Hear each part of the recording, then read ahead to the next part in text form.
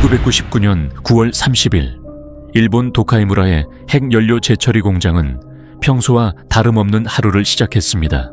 그러나 그날 극도로 높은 방사능에 노출된 기술자 히사시 오우치는 인류 역사상 가장 끔찍한 핵사고 중 하나의 중심에 서게 됩니다. 그의 평범했던 일상은 상상조차 할 수 없는 고통과 83일간의 처절한 생존 투쟁으로 변해버리게 됩니다. 이바라키현 도카이무라의 공장은 일본 원자력 에너지 산업의 심장부로 국가의 에너지 자급률을 높이는 데 중요한 역할을 하고 있었습니다. 원자력 에너지는 화석연료에 대한 의존도를 낮추고 안정적인 에너지원 확보를 가능하게 하는 기술로 우라늄 핵분열을 통해 방출된 열 에너지를 이용해 전기를 생산하는 방식으로 작동합니다. 이 과정은 효율적이지만 연료 준비와 폐기물 처리, 그리고 반응 관리에는 극도의 정밀함과 안전 조치가 필요합니다. 그러나 도카이무라 공장은 이러한 안전 조치와 기술적 기준을 점차 간과하기 시작했습니다. 급박한 생산 일정과 효율성을 높이려는 압박 속에서 공장은 승인된 절차를 따르는 대신 작업자들이 위험한 방식으로 임무를 수행하도록 강요받았습니다. 이곳의 작업 환경은 이미 오랫동안 균열을 드러내고 있었습니다. 몇 년 전 회사는 규정을 어기고 절차를 간소화했습니다. 자동화된 안전장비 대신 스테인리스 양동이를 사용하기 시작했고, 작업자들은 방사능 노출 방지 장비 없이 평상복으로 일을 해야 했습니다. 오우치와 그의 동료들은 그날도 여느 때처럼 우라늄을 취급하며 작업에 임했습니다. 그날 작업 공정은 3단계로 이루어졌습니다. 첫 번째, 우라늄 가루와 질산을 혼합하는 작업이 진행되었습니다. 원래는 자동화된 용해 탱크가 이를 처리해야 했지만 그날은 양동이에 담아 수작업으로 처리되었습니다. 두 번째, 우라늄 혼합물이 임계 상태에 도달하지 않도록 농도를 조정해야 했습니다.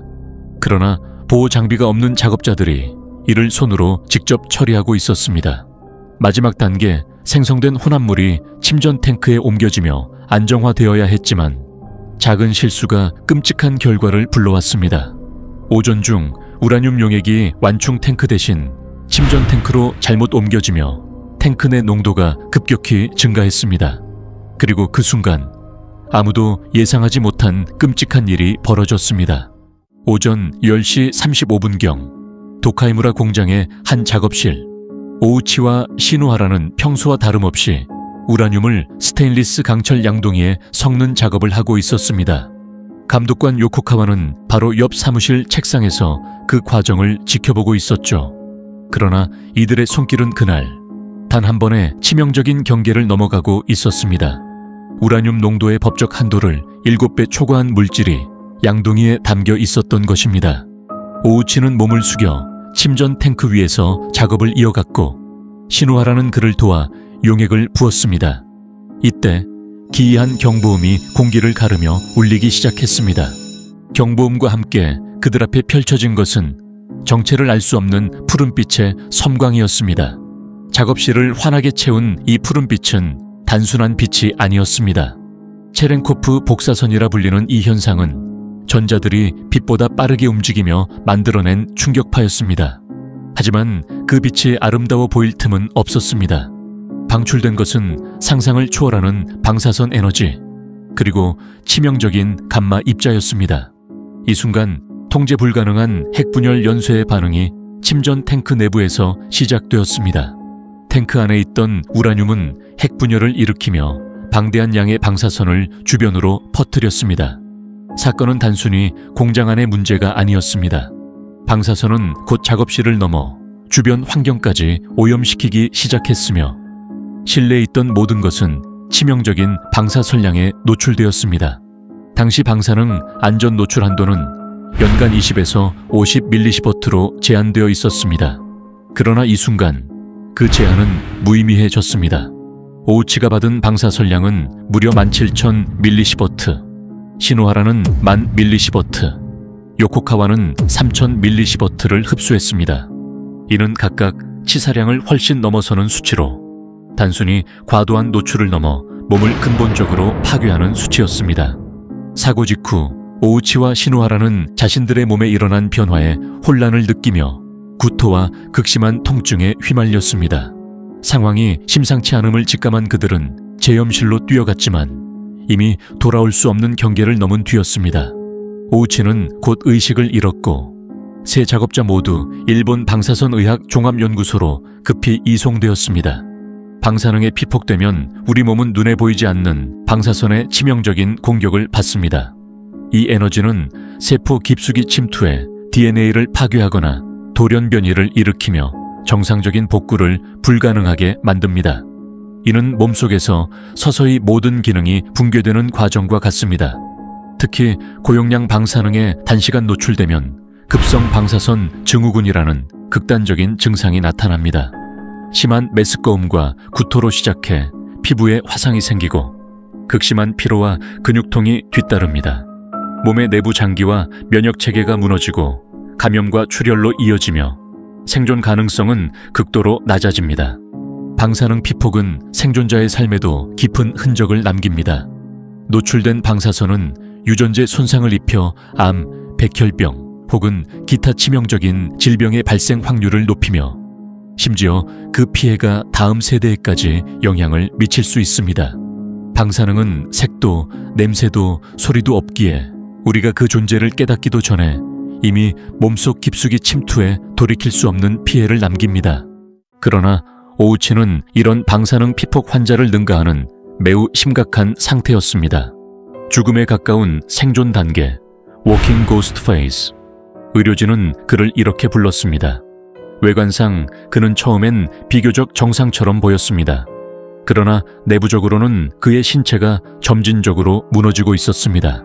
오우치의 염색체는 방사선으로 인해 산산조각이 나거나 비정상적으로 융합되어 생물학적 재생은 더 이상 불가능한 상태였습니다. 그의 신체 내부는 마치 붕괴 직전의 구조물처럼 손을 대도 복구가 불가능한 상황이었던 것입니다. 시간이 지나며 오우치의 상태는 가파르게 악화되었습니다. 그의 피부는 점차 벗겨졌고 의료용 테이프조차 붙일 수 없는 상태로 변했습니다. 폐에 물이 차오르면서 호흡은 점점 힘들어졌고 목소리를 잃기 시작했습니다. 장점막이 파괴되며 음식물과 수분의 흡수가 불가능해졌고 이는 하루에 3리터가 넘는 설사와 지속적인 내부 출혈로 이어졌습니다. 내부 출혈과 체액 손실은 매일 10회 이상의 수혈을 필요로 했고 의료진은 그의 몸을 덮은 붕대를 끊임없이 갈아야 했습니다. 점점 벗겨지는 피부와 함께 그의 신체는 점차 그 형태를 잃어갔습니다. 오우치의 고통은 단순히 피폭의 결과를 넘어 인간의 한계를 시험하는 수준에 이르렀습니다. 의료진과 가족은 그의 상태를 지켜보며 점점 더 힘겨운 결정을 내려야 했습니다. 결국 그를 살리기 위한 모든 방법이 한계에 도달하자 연명 치료를 유지할 것인가에 대한 논의가 시작되었습니다. 결국 그의 고통은 한계를 넘어섰고 가족은 의료진과 상의 끝에 연명 치료 중단을 결정했습니다. 1999년 12월 21일 오우치는 다발성 장기부전으로 생을 마감했습니다.